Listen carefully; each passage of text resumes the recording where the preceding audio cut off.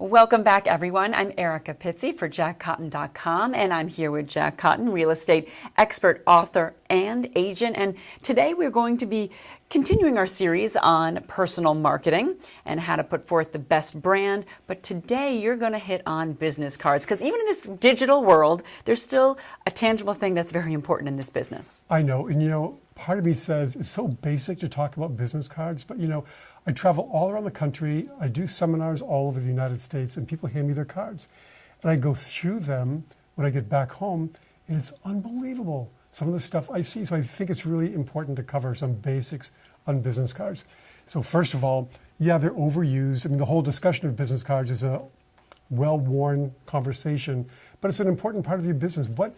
It's just this little piece of paper that people want to have, and you can hand them out like crazy, like candy, and people do hold on to them, especially if all the information is there. They're easy to carry. I tell people to go into their closet, and like where all my suits are lined up, just put a pack in every top pocket, so you always have business cards all the time. Have you ever asked someone for a business card and they don't have one? Have you ever been asked for a business card and you didn't have one? Don't be that person. I know. I've been that person. It's not good. So that's why I seed my pockets with business cards. But what if you had a goal to hand out 5 per day? That'd be like 1,200 a year, if my math is correct.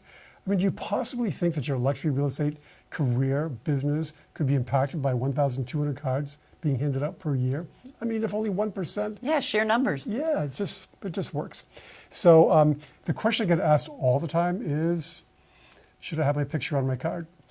And it's so funny because there's two schools of thought on this. Because first of all, if you're going to put your picture on your card, here's a thought: have it a recent one.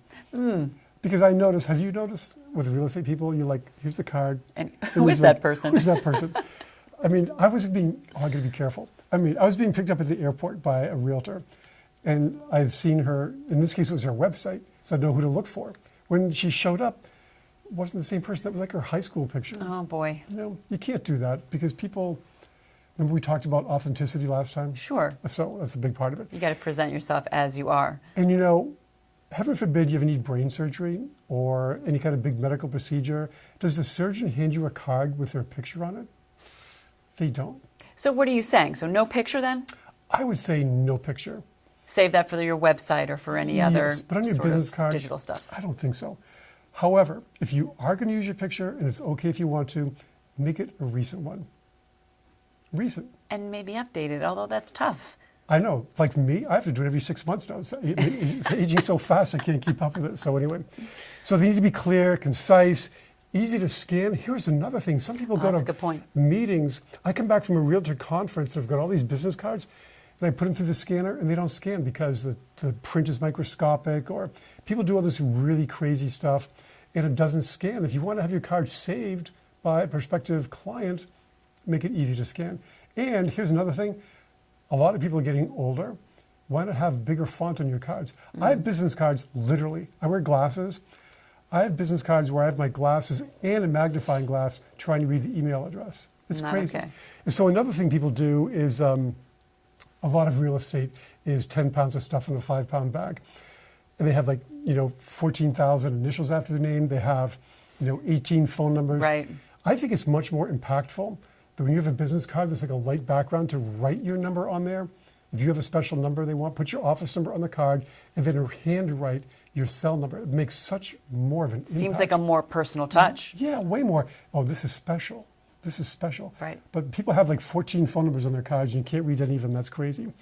So I know. What about the amount of content on the card? You've said less is more before. Yeah. Just something too busy is not going to work.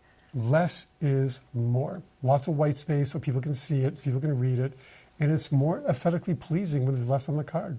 Okay, there you go. Easy enough. Easy. That's what you need to do with your business cards. Right. All right, and that's our second installment. We're going to be talking about personal newsletters coming up in the next segment of this 7-part series on personal marketing. But of course, for all of the great advice from Jack Cotton himself, you can go to luxuryrealestateunplugged.com.